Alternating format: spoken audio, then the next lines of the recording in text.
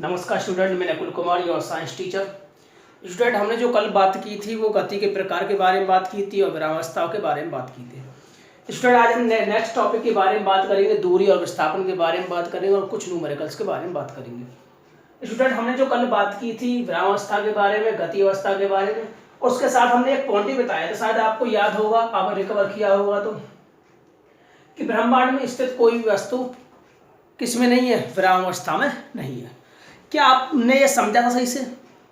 मैं समझ सकता हूँ कि आपने जो सुना था, समझा था, वो इतना उचित ढंग से नहीं था, लेकिन मैं चाहता हूँ कि इसके साथ कुछ और पॉइंट को भी बताया जाए जो कि कहीं ना कहीं आपके एग्जाम में या कोई ना कोई वाइवा बॉयस आपसे पूछ सकता है। तो स्टूडेंट जरा समझे, ब्रह्मांड में स्थित प्रत्येक वस्तु किसी अवस्था में कहलाती है, गति अवस्था में कहलाती है, और इसके साथ एक पॉइंट के बारे में डिस्कस करेंगे, जरा इसको भी समझें। स्टूडेंट, मैंने कल बोला था ब्रह्मांड में स्थित प्रत्येक वस्तु किस अवस्था में है, किस अवस्था में बताई थी मैं, बोलो, गति अवस्था में। क्लियर? जबकि देखो यहाँ पे हम, अगर मैं इस बोर्ड को देखता हूँ तो ये मेरे लिए क्या कहलाएगा, विरामावस्था में कहलाएगा। क्लियर? आप भी देखोगे तो आपके लिए क्या कहलाएगा, विरामावस्था में कहलाएगा। लेकिन मैं तो फिर भी ये कह रहा हूँ कि ब्रह्मांड में स्थित प्रत्येक वस्तु किस अवस्था में है, किस अवस्था में है, गति अवस्था में। क्लियर? तो जरा स्टूडेंट समझें कि ब्रह्मांड में स्थित किसी वस्तु की हम बात जो कर रहे हैं वो गति अवस्था को डिफाइन क्यों कर रहे हैं, विरामावस्था में क्यों नहीं कर रहे उसे, जरा समझें। मान लिया हमारे पास हम जो किस पर रहते हैं, पृथ्वी पर रहते हैं। क्लियर? मान लिया हम, यानी आप जो बैठे हो इस टाइम किस पर बैठे हो, पृथ्वी पर बैठे हो। और दूसरा जो आपका दोस्त है, आपका जो फ्रेंड है, वो भी किस पर है, पृथ्वी पर है। अगर हम, ये क्या है, अर्थ है। स्टूडेंट, इसमें हम देखें, अगर ये स्टूडेंट की बात की जाए, क्लियर, अगर इस स्टूडेंट की बात की जाए तो ये इसके लिए क्या, इस अवस्था में होगा, विरामावस्था में होगा। क्यों होगा? क्योंकि समय के साथ इसकी पोजीशन में कोई भी चेंज नहीं हो रहा। मैंने क्या बोला कि अगर इस स्टूडेंट की बात करें, मान लिया ये स्टूडेंट है और ये स्टूडेंट कौन है, बी। अगर इस स्टूडेंट की बात की जाए तो ये किस अवस्था में है, गति विरामावस्था में है, क्योंकि ये क्या कर रहा है, समय के साथ कोई भी स्थिति में चेंज नहीं कर रहा। स्टूडेंट जरा समझें, अगर मान लिया जाए कि मैं ही कोई किसी दूसरे ग्रह यानी चंद्रमा पे ही हूँ, मैं किस पे हूँ, चंद्रमा पे हूँ, या कोई और स्टूडेंट या कोई और स्टूडेंट है या कोई आदमी व्यक्ति है चंद्रमा पे, अगर वो इस व्यक्ति को देखे, यानी ए को भी देखे स्टूडेंट को और बी को भी देखे, क्लियर, स्टूडेंट का हो या कोई ऑब्जेक्ट का हो, मान लिया जाए ये जो अर्थ है, ये क्या कर रही है, घूम रही है। आप जानते हो, सीख चुके हो सामाजिक और उसमें भूगोल में पढ़ा होगा, आपने भूगोल में सीखा है कि अगर ये इसको अगर देखे ए व्यक्ति को, तो ये क्या देख पाएगा कि जो ए व्यक्ति है वो पृथ्वी जो घूमने के कारण, पृथ्वी के घूमने के कारण ए व्यक्ति क्या कर रहा है, गोल गोल घूम रहा है। क्लियर? मेरी बात समझ में आई? मैंने क्या बोला कि पृथ्वी के रोटेट करने पर, अर्थ के रोटेट करने पर भी ये जो ए स्टूडेंट है इसको, मान लिया सी स्टूडेंट को, सी की कोई भी वस्तु या कोई, मान लिया मैं हूं, अगर सी जो है वो ए को देखे तो ए जो क्या करता पाएगा, रोटेट करता पाएगा, घूमता हो पाएगा। क्लियर? यदि सी बी को देखे तो वो क्या करता पाएगा, रोटेट करता पाएगा। अगर सी से पूछी जाए कि ये किस अवस्था में है तो वो बताएगा, सी जो बोलेगा वो कहेगा नहीं, ये जो है ए है और बी है वो किस अवस्था में है, क्या कर रहे हैं, वो घूम रहे हैं, यानी कौन सी गति कर रहे हैं, घूम गति कर रहे हैं, घूम रहे हैं गोल गोल। क्लियर? अगर हम ए से ही पूछे बी के बारे में, बी से पूछे ए के बारे में, तो बी और ए आपस में क्या बताएंगे कि सर नहीं, सर ये विरामावस्था में है, सर किस अवस्था में है, विरामावस्था। अगर सी से पूछी जाए तो सी क्या बोलेगा, नहीं ये गोल गोल घूम रहे हैं। क्लियर? गति अवस्था में। तो ध्यान रखना, तो ब्रह्मांड में स्थित प्रत्येक वस्तु किस अवस्था में है, गतिशील अवस्था में है। ध्यान रखना, एक आवश्यक चीज और है कि ये डिपेंड करती है स्थिति पर, कि किस स्थिति पर है, किस पॉइंट के सापेक्ष आप गति में बता रहे हो, किस पॉइंट के सापेक्ष आप विराम में बता रहे हो। जरा दूसरा एग्जाम्पल समझे मेरा। मैं आपसे एक क्वेश्चन पूछता हूँ स्टूडेंट, क्या ऐसा कोई सिस्टम है या ऐसी कोई वस्तु है या ऐसा कोई प्रोसेस है आपके निगाह में, या कोई ऐसा एग्जाम्पल है, यदि कोई वस्तु किसी के सापेक्ष एक ही समय में गति अवस्था में हो, एक ही साथ समय में किस अवस्था में हो, विराम में हो। जरा समझिए मेरा क्वेश्चन का कहने का मतलब क्या है कि कोई वस्तु एक ही समय में विराम में हो सकती है और एक ही साथ समय गति में हो सकती है। जरा वो समझिए, वो मैं आपसे पूछूंगा कि मान लीजिए मेरे पास दो स्टूडेंट है, एक ए स्टूडेंट है और एक बी स्टूडेंट है। क्या है, एक स्टूडेंट कौन है, ए, और एक स्टूडेंट कौन है, बी। क्लियर? और मान लिया हमारे पास कोई तीसरा जो स्टूडेंट है वो सी है। ठीक है? सी से अगर मैं कोई क्वेश्चन पूछूं, सी से पूछूं कि ये जो स्टूडेंट है वो किस फॉर्म में है, क्या विराम में है, गति में है, तो सी ने मुझसे कहा कि सर ये गति अवस्था में है। किसमें? गति अवस्था में। अगर मैं इस स्टूडेंट से पूछूं ए से बी के बारे में, तो ये कह रहा नहीं सर ये विरामावस्था में है। किस अवस्था में? विरामावस्था में। मैंने पूछा ए से पूछा बी के बारे में, तो बी ने कहा कि नहीं सर विरामावस्था में है। सी से पूछा बी के बारे में, तो बोला गति अवस्था में है। यहाँ क्या दोनों ही गलत है, क्या दोनों ही सही है, या एक सही है दूसरा गलत है? आपका निर्णय क्या हो सकता है? क्या ये पॉसिबल है कि दोनों की बात सही है, कि वो कह रहा नहीं सर विरामावस्था में है, वो कह रहा है कि नहीं सर गति अवस्था में है? क्या दोनों की बात सही है? जरा स्टूडेंट यहाँ पर ट्विस्ट आएगा कि दोनों की ही जो बात है वो कैसी है? सही है। क्यों है? मुझे समझाऊंगा। स्टूडेंट सपोज करो ये दोनों किस में बैठे हुए? ट्रेन में बैठे हो। किस में बैठे हुए? रेलगाड़ी में बैठे हो। रेलगाड़ी क्या कर रही हो? चल रही हो। क्या हो रही हो? चल रही। मान लीजिए ये अपनी अलग सीट पे बैठा हुआ और ये अपनी अलग सीट पे बैठा हुआ। क्लियर? दोनों एक दूसरे को देख रहे हैं। दोनों क्या कर रहे हैं? एक दूसरे को देख रहे हैं। ठीक है, तो स्टूडेंट जरा समझे कि जो ए है और बी है दोनों सीट पे बैठे हुए हैं, जैसे कि आप बस में बैठे हुए हैं या रेलगाड़ी में बैठे हुए हैं, तो एक दूसरे को देख रहे हैं, तो क्या वो आपस में विराम में नहीं है? क्या वो आपस में गति अवस्था में है? जरा उत्तर दें। तो ए और बी आपस में किस अवस्था में कहलाएंगे? विराम में। क्योंकि दोनों ही ट्रेन में एक ही साथ एक ही डिब्बे में आमने सामने बैठे हुए, तो दोनों कैसे अवस्था में कहलाएंगे? विराम अवस्था में। उसकी बात सही हुई। अब मेरा जो क्वेश्चन है, मैं जो खड़ा हूं या जो सी स्टूडेंट खड़ा है वो कहाँ खड़ा है? बाहर खड़ा है। क्लियर? उसने देखा जो चल रही है ट्रेन कि बी जो स्टूडेंट है वो समय के साथ, मान लीजिए रेलगाड़ी इधर चल रही है, वो आगे आगे बढ़ती जा रही है, तो उसकी जो पोजीशन है इसके सापेक्ष क्या हो रही है? बदल रही है। इसकी जो पोजीशन है वो क्या कर रही है? इसके साथ बदल रही है। तो बी होगा इसके लिए किस अवस्था में होगा? गति अवस्था में होगा। इसकी बात सही हुई कि ना हुई? मान लिया ट्रेन में बैठा हुआ है, सी ने जवाब दिया सर ये गति अवस्था में। सर इसकी रेलगाड़ी चलने के कारण इसकी जो पोजीशन है वो बार बार चेंज हो रही है, सर ये गति अवस्था में। क्लियर? और मैं ए के बारे में पूछूं तो ए भी क्या कहलाएगा? उसके लिए गति अवस्था में कहलाएगा। और यदि ए और बी आपस में पूछो तो क्या कहलाएंगे? विरामावस्था में कहलाएंगे। ध्यान रखना स्टूडेंट, जरा ये बात ध्यान रखना, नोट करना कि एक ही साथ एक ही समय में किसी बिंदु के सापेक्ष यदि कोई वस्तु गति में हो सकती है और किसी अन्य बिंदु के सापेक्ष विराम में भी हो सकती है। जरा नोट कर लें। ठीक है, अब स्टूडेंट नेक्स्ट टॉपिक की बात करते हैं। एक शब्द आता है गति अवस्था पढ़ने में, हम गति जो चैप्टर है उसे पढ़ने में बहुत सारे टॉपिक, बहुत सारी परिभाषाएं, छोटी छोटी जो परिभाषाएं होती है उनको समझना बहुत ही उचित होता है। जरा स्टूडेंट जरा छोटी सी परिभाषा की बात करो दूरी की। ठीक है, आपने सुना भी होगा दूरी को इंग्लिश में कहते हैं डिस्टेंस। क्या कहते हैं इंग्लिश में? डिस्टेंस। ठीक, दूरी। और एक शब्द और होता है स्टूडेंट विस्थापन। क्या होता है? विस्थापन। ये आपको बहुत दिक्कत देगी। अगर इससे पहले आप पहले ही परिभाषा सीख लो, पहले ही इनके बारे में जान लो, तो बहुत ही आसान हो गई चैप्टर समझना। ठीक है, स्टूडेंट मैं आपसे पूछूं दूरी क्या है? सपोज करो आप मेरे पास पढ़ने आए हो, बहुत चल के आए हो, तो आपने मेरे यहाँ तक आने के लिए क्या किया? समय का प्रयोग भी किया, समय लिया, थोड़ा सा चल के आए। तो चलने पर जो समय लिया मेरे पास चल के आए वो क्या किया? इसलिए आपका मतलब ये हुआ, मेरा मतलब ये हुआ कि आप जो चल के आए मेरे पास उसमें क्या किया? आपने पथ को तय किया, एक रास्ते को तय किया। किसको तय किया? रास्ते को तय किया। किसके सापेक्ष? समय के साथ। तो ध्यान रखना किसी वस्तु के द्वारा, कैसी वस्तु हो?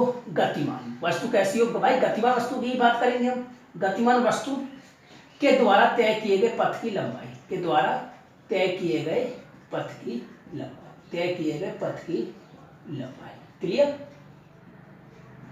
मैंने क्या बोला? गतिमान वस्तु हो और उसके द्वारा जो तय किए गए जो पथ की जो रास्ता होगा या मार्ग होगा उसकी जो लेंथ होगी वो क्या कहलाएगी? डिस्टेंस कहलाएगी। क्या कहलाएगी? डिस्टेंस कहलाएगी। क्लियर? स्टूडेंट जरा समझें। अब विस्थापन क्या होता है जी? भाई इसको भी सीखना जरूरी है। तो विस्थापन जो होता है स्टूडेंट बिल्कुल सेम इसी की तरह होता है, जरा सा अंतर है, इसको समझना अति आवश्यक है। गतिमान वस्तु के द्वारा, देखो डेफिनेशन सेम तय किए गए, क्या किए गए? तय किए गए पथ। चलो ये भी इतने तो सेम है, लेकिन एक शब्द ही इसे परिभाषा को अलग कर देगा। कौन सी? न्यूनतम। कौन सा शब्द? न्यूनतम। क्लियर? नया शब्द आया कि तय किए गए न्यूनतम पथ की लंबाई, तय किए गए न्यूनतम पथ की लंबाई। क्लियर? अब वो क्या है, कैसे है, जरा एग्जाम्पल के साथ समझेंगे। मैंने क्या बोला कि दूरी जो होती है किसी गतिमान वस्तु द्वारा तय किए गए जो पाथ की लंबाई होती है, जो डिस्टेंस ट्रेवल करेगी या जो पथ तय करेगी उसकी लेंथ होती है। क्लियर? तो लेंथ किसकी होगी? पथ की, जो रास्ता तय करेगी।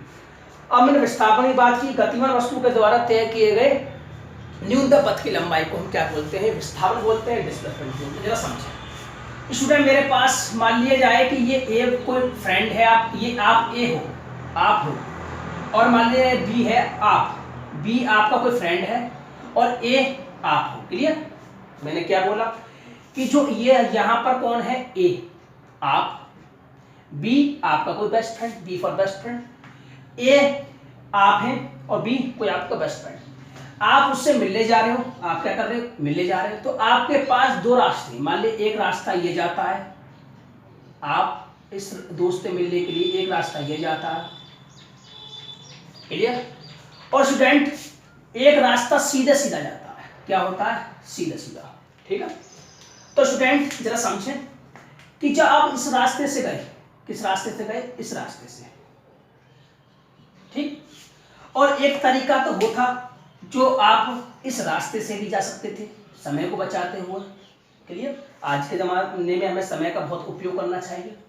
जरा समझिए स्टूडेंट, जो उसने ए से बी तक पहुंचने के लिए टारगेट एक ही है, टारगेट पॉइंट एक ही है, बी से मिलना है, ए के द्वारा बी से मिलना है। वो दो रास्ते करेगा, एक तो पथ फर्स्ट, ये पथ फर्स्ट है और ये पथ सेकंड है। ठीक? तो स्टूडेंट इसने ए से बी तक मिलने के लिए दो रास्तों का प्रयोग किया। एक तो ए से द्वारा बी तक पहुंचा, ये इसके द्वारा बी तक पहुंचा। तो हम देखेंगे वो न्यूनतम, मैंने क्या बोला? न्यूनतम पथ। जो न्यूनतम पथ होगा उसे तो बोला जाएगा विस्थापन, और जो अधिकतम पथ होगा, तय किया गया जो पथ होगा, वो क्या होगा? दूरी। तो मुझे बताइए जरा स्टूडेंट, तो उसने क्या किया? कौन सा दूरी तय की और कौन सा विस्थापन तय किया? तो जरा समझो, जो लॉन्ग पथ होगा ये होगा कि लॉन्ग ये होगा? ये होगा ना। तो ये कौन होगा? दूरी होगी। और ये जो पथ होगा ये कैसा होगा? ये क्या बोला जाएगा? विस्थापन। Clear student? जो कम होगा वो विस्थापन होगा, जो न्यूनतम दूरी होगी। ध्यान रखना, विस्थापन डिपेंड करता है दो बातों पर।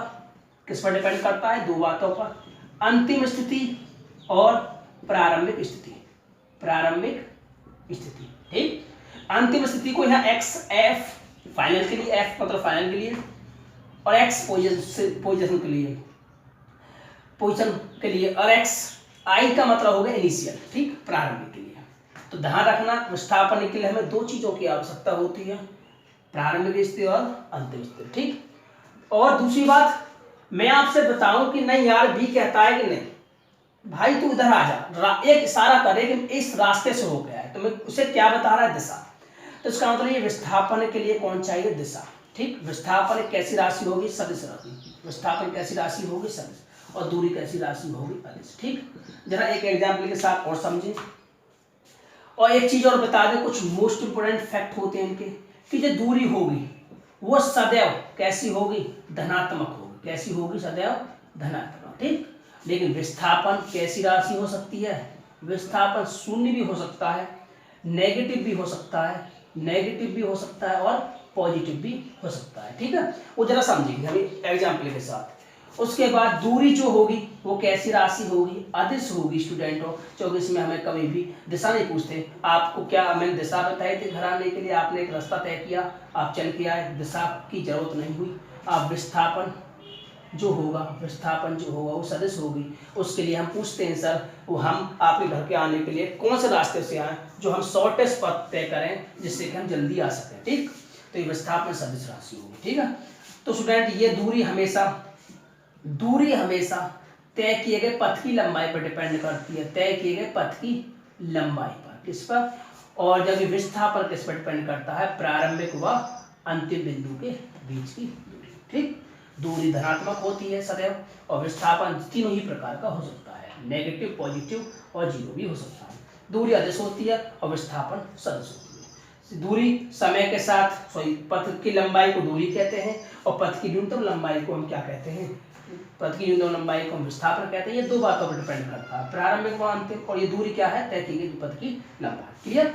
अब स्टूडेंट हम जरा एक एग्जाम्पल के बाद साथ और बात कर लें। जरा समझें, मेरे पास मान लीजिए आपका घर है, ये क्या है? आपका घर है। ठीक? ये आपका क्या है? घर है। और ये आपका विद्यालय है। ये क्या है? आपका विद्यालय। क्लियर? ये क्या है? आपका विद्यालय। कौन है? विद्यालय। क्लियर?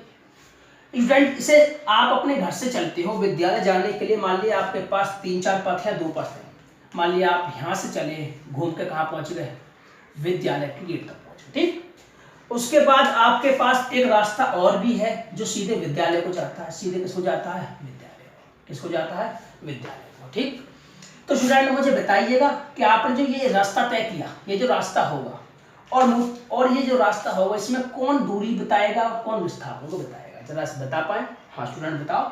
हाँ बिल्कुल, ये तो विस्थापन हो गया और ये जी दूरी हो गई। क्यों हो गई सर? ये न्यूनतम दूरी है, ये अंतिम, ये प्रारंभिक और ये अंतिम। तो क्लियर। अब स्टूडेंट मैं आपसे एक क्वेश्चन पूछूंगा, आप मुझे जवाब दीजिएगा। क्या आप दूरी और विस्थापन में अंतर लिख पाएंगे?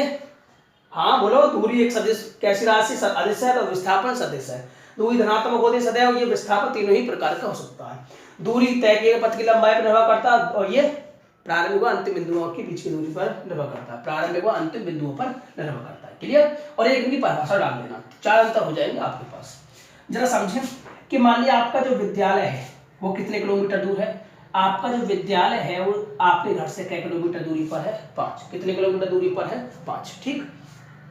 और आप सुबह घर से जाते हैं विद्यालय के लिए 5 किलोमीटर, तो आपने दूरी कितनी तय करी? 5 किलोमीटर।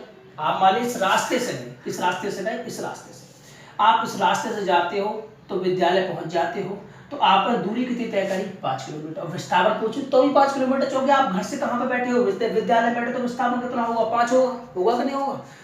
अब स्टूडेंट हम बात करते हैं, यदि स्टूडेंट सुबह को जाता है और छुट्टी होते ही वापस घर पहुंच जाता है, मैंने क्या बोला कि ये सुबह जाता है और शाम को वापस घर ही पहुंच जाता है। क्लियर। यानी सुबह विद्यालय जाता है, छुट्टी होने के बाद वापस विद्यालय पहुंच जाता है। तो अब मुझे ये बताइए कि इसमें दूरी कितनी तय करी और विस्थापन क्या होगा इसका? विस्थापन का मतलब ध्यान रखना प्रारंभिक व अंतिम बिंदु के बीच की दूरी। मुझे जरा बताइएगा, सोचो स्टूडेंट। देखो इसने 5 तो जो दूरी तय करी वो 5 तो जाने में तय की, 5 किलोमीटर इसमें जाने में प्लस और 5 किलोमीटर आने में। क्या दूरी कम हो जाएगी आने में? भाई दूरी तो बराबर ही होगी, है कि ना? तो टोटल जो डिस्टेंस होगी वो कितनी हो गई? 10 किलोमीटर। यानी दूरी जो तय की इसने कितनी करी? 10 किलोमीटर। ठीक। अब स्टूडेंट हम विस्थापन की बात करें। विस्थापन होता है कि जहां से चला था यानी प्रारंभ बिंदु और अंतिम बिंदु क्लियर के बीच की दूरी। मुझे बताइए क्या प्रारंभिक बिंदु और अंतिम बिंदु एक ही जगह है? जहां से चला था वहीं पे पहुंच गया ना, तो इसलिए बताइए कि जहां से चला था वहीं पहुंच गया, क्या विस्थापन होगा? नहीं होगा ना। तो विस्थापन क्या होगा? 0। इसका मतलब है कि वो अपने प्रारंभ बिंदु से 0 किलोमीटर दूरी पर है। क्लियर। मैं आपसे पूछूंगा, एनसीईआरटी वाले ने एक क्वेश्चन पूछा हुआ है कि विस्थापन कभी शून्य हो सकता है स्टूडेंट? तो आपका जवाब होगा हाँ बिल्कुल हो सकता है। ऐसा तब पॉसिबल है जब प्रारंभिक बिंदु वह अंतिम बिंदु कैसे हो? एक ही स्थान पर हो, एक ही जगह पर हो। ठीक। मैं एनसीईआरटी का क्वेश्चन कराऊंगा, न्यूमेरिकल्स कराऊंगा, जिसमें बहुत सारे पॉइंट्स की जरूरत पड़ेगी। ध्यान रखना विस्थापन शून्य हो सकता है प्रारंभिक व अंतिम बिंदु के बीच की जब दूरी प्रारंभिक व अंतिम बिंदु दोनों ही एक हो। और आपसे पूछो क्या विस्थापन शून्य हो सकता है? हाँ हो सकता है। क्या दूरी विस्थापन से अधिक होगी कम होगी? ध्यान रखना दूरी देखो इसमें ज्यादा दी गई, दूरी विस्थापन के बराबर हो सकती है, ध्यान रखना, या बराबर भी हो सकती है। बराबर तब होगी जब रास्ता कैसा होगा? सीधा होगा। अभी सीखा था यहाँ जब विद्यालय गया तो उसकी दूरी भी 5 किलोमीटर थी और विस्थापन भी कितना था? 5 किलोमीटर। तो ध्यान रखना दूरी विस्थापन आपस में बराबर तब ही हो सकते हैं जब रास्ता कैसा हो? सरल रेखी हो, और जब रास्ता कैसा हो? वक्राकार हो। तो ये कैसा करेगा? दूरी ज्यादा होगी विस्थापन से, कभी दूरी कम नहीं हो सकती विस्थापन से। कहीं एनसीईआरटी का जो क्वेश्चन है न्यूमेरिकल कराए उसमें दिक्कत नहीं आनी चाहिए, मैं दिक्कत नहीं समझूंगा। ठीक है स्टूडेंट, हमने अभी बात की थी कुछ परिभाषा कुछ और डेफिनेशंस के बारे में। अब हम न्यूमेरिकल के बारे में बात करते हैं जो कि पेज नंबर 110 पे क्वेश्चन नंबर फैला है। स्टूडेंट इसमें कहा गया था कि हमसे कि अगर कोई वस्तु दूरी तय करती है तो ये बताइएगा इसका विस्थापन शून्य हो सकता है। तो सिंपल है, मैंने भी समझाया था कि विस्थापन शून्य हो सकता है या नहीं, बताओ। मैंने बोला था हाँ विस्थापन शून्य होगा। ये कब होगा? जब प्रारंभिक बिंदु व अंतिम बिंदु हो एक ही स्थान पर यानी एक ही बिंदु पर हो। ठीक, ये तो आप लिख पाओगे, कर पाओगे। दूसरा क्वेश्चन कह रहा है, ये पेज नंबर 110 पर है, ये भी पेज नंबर 110 पर है। वो हमसे कह रहा है को कोई किसान है जो कि 10 मीटर वर्गाकार खेत, कै मीटर? 10 मीटर वर्गाकार खेत, भुजा दे रखी है 10 मीटर, भुजा दे रखी है 10 मीटर। ठीक, वो ये कह रहा है को किसान है जो खेत पर, मैंने खेत का नाम दे दिया मैंने ABCD, खेत पर चक्कर 40 सेकंड में एक चक्कर लगाता है। 40 सेकंड में क्या चक्कर लगाता है? 40 सेकंड में क्या चक्कर लगाता है? एक चक्कर। क्लियर। 40 सेकंड में क्या चक्कर एक। तो मुझे ये बताइए कि 1 सेकंड में कितना होगा, 1/40 होगा, सिंपल है, ठीक।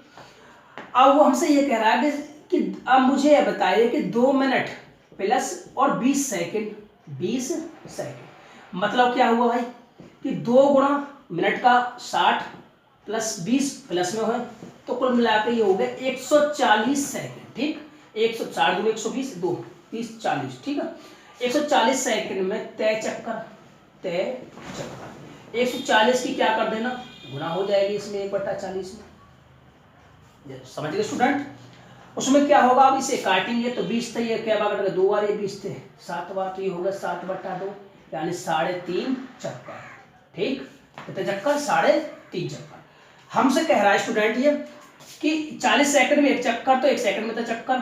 तो मुझे ये बताइए कि इसका 2 मिनट 20 सेकंड में दूरी कितनी तय होगी और विस्थापन कितना होगा, ठीक। जरा समझो दूरी कितनी होगी स्टूडेंट। ये कह रहा कि पहली बात तो चक्कर कितने होंगे, 3.5 चक्कर, और 1 चक्कर में तय दूरी कितनी होगी। मान लिया अगर ये किसान, ये फार्मर जो है वो यहाँ से स्टार्ट करता है चलना, इसका इनिशियल पॉइंट ये है, यहाँ से चलता हुआ कहाँ पहुंच जाता है, अपने ए पे ही पहुंच जाता है, उसका एक पूर्ण चक्कर हुआ, कितना हुआ, एक पूर्ण चक्कर। तब मुझे ये बताइए कि 1 चक्कर में तय दूरी कितनी होगी, तय दूरी ये 10 मीटर धर गया, 10 मीटर धर गया, 10 मीटर धर गया, 10 मीटर धर गया, जब जाके चक्कर लगाया, ठीक है।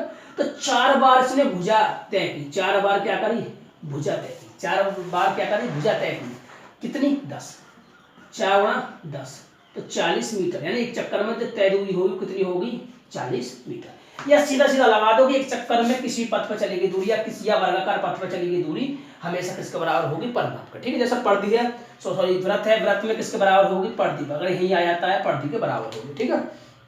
अब जरा समझे, तो 1 सेकंड में चक्कर कितना लगा रहा है, 101 चक्कर में, 1 चक्कर में दूरी कितनी होगी, क्योंकि 1 चक्कर में तय दूरी कितनी होगी भाई, 40 मीटर, कितनी होगी, 40 मीटर, ठीक। तो 3.5 चक्कर लगाए ना उसने, कितने चक्कर लगाए, 3.5 चक्कर में तय दूरी कितनी हो जाएगी। तो 3.5 की क्या करना है, गुणा करना है। कुछ स्टूडेंट क्या करते हैं 2 से 2 काट देते, नहीं करना, या आपने भिन्न सीखी है, सबसे पहले से चेंज करना हो, 2 3 6 और 1 7/2 गुणा 40। अब काट पाओगे, मिस्टेक मत करके आना पेपर में। तो कितने मीटर आ जाएगा जी, 140 मीटर, 7 की गुणा 20 में कर दोगे तो कितना आ जाएगा, 140 मीटर। अब चलो स्टूडेंट विस्थापन की बात करते हैं, ठीक है। तो मुझे ये बताइए स्टूडेंट, इसने क्या चक्कर लगाया, 3.5, तो 3.5 हम देखेंगे 3.5 में ये कहाँ होगा। तो सबसे पहले एक चक्कर लगा दे इसने, 1 चक्कर पे यहाँ आ गया, दूसरे चक्कर पे भी यहीं आ गया, तीसरे चक्कर पे भी यहाँ, प्लस कौन हो रहा है संग में आधा चक्कर में कहाँ अटक जाएगा, ये यहीं अटक जाएगा, कहाँ पहुंच जाएगा, यहाँ। इसका मतलब ये ए में से 3 बार चक्कर लगाने के बाद आधे चक्कर में कहाँ पहुंच जाएगा, यहाँ, ठीक है। इसकी जो पोजिशन होगी वो कहाँ होगी, लास्ट में सी पर। अब जरा समझिए कि मुझे ए से सी तक की न्यूनतम दूरी निकालनी है, जो मुझे विस्थापन है, न्यूनतम पथ की लंबाई ज्ञात करनी है, तो मुझे विस्थापन ज्ञात करना। तो विस्थापन यहाँ कौन होगा कि मुझे एसी ज्ञात करनी है, कौन ज्ञात करनी है, एसी, ठीक। अब आपने पाइथागोरस थ्योरम पढ़ी होगी, है ना, पाइथागोरस थ्योरम सीखी होगी कि कर्ण लंब का वर्ग बराबर लंब का वर्ग प्लस आधार का वर्ग बराबर का क्या होगा, कर्ण का वर्ग होगा, आप सीख चुके हो। अब मैं किसका प्रयोग करूंगा, पाइथागोरस प्रमेय से, ठीक। पाइथागोरस प्रमेय से जो कर्ण है जो एसी, वो किसके बराबर होगा, कर्ण जो बराबर होगा वर्गमूल लंब का वर्ग प्लस आधार का वर्ग। ये आपने सीखा है पाइथागोरस प्रमेय। तो यहाँ लंब भी 10 है और आधार भी 10 है। इसे आप सॉल्व करोगे स्टूडेंट तो ये आ जाएगा 10√2 आपका सॉल्व करने ये आते हैं, ठीक है। अब स्टूडेंट हम तीसरे न्यूमेरिकल की बात करें। तीसरे में स्टूडेंट ये तीसरे न्यूमेरिकल में क्या कह रहा, तीसरे न्यूमेरिकल में कहा है इसने कि विस्थापन के निम्न में से कौन सही है। पहला पॉइंट कहा है कि ये शून्य नहीं हो सकता, कि विस्थापन शून्य नहीं हो सकता। दूसरा कह रहा है कि इसका परिमाण वस्तु के द्वारा तय की दूरी से अधिक होगा। क्या दोनों बात सही है। तीसरे न्यूमेरिकल में कह रहा है स्टूडेंट ये कि विस्थापन क्या शून्य के बराबर नहीं होगा, शून्य के बराबर नहीं होगा। ये तो गलत कह रहा है, मैंने बताया ना अभी पहले ही क्वेश्चन में कह दिया कि विस्थापन शून्य हो सकता है। ये तो क्या है, कथन हमारा गलत है। फर्स्ट पॉइंट में क्या होगा, गलत है। सेकंड पॉइंट की बात करेंगे हम। सेकंड पॉइंट में कहा गया है इसका जो परिमाण है, विस्थापन कभी भी, विस्थापन क्या बोल रहा है, विस्थापन इसका परमा वस्तु के द्वारा तय की दूरी से अधिक होगा ना, विस्थापन दूरी से अधिक हो जाएगा। स्टूडेंट मैंने पहले ही कहा था, इंपोर्टेंट लिखवाया था, ट्रिक भी ऐसा कुछ बॉक्स टाइप का बनाया था यहाँ पर। तो विस्थापन कभी भी दूरी से ज़्यादा नहीं हो सकता, इसलिए क्या है, ये गलत है। इसने कहा है कि दूरी से ज़्यादा हो सकता है। ठीक है।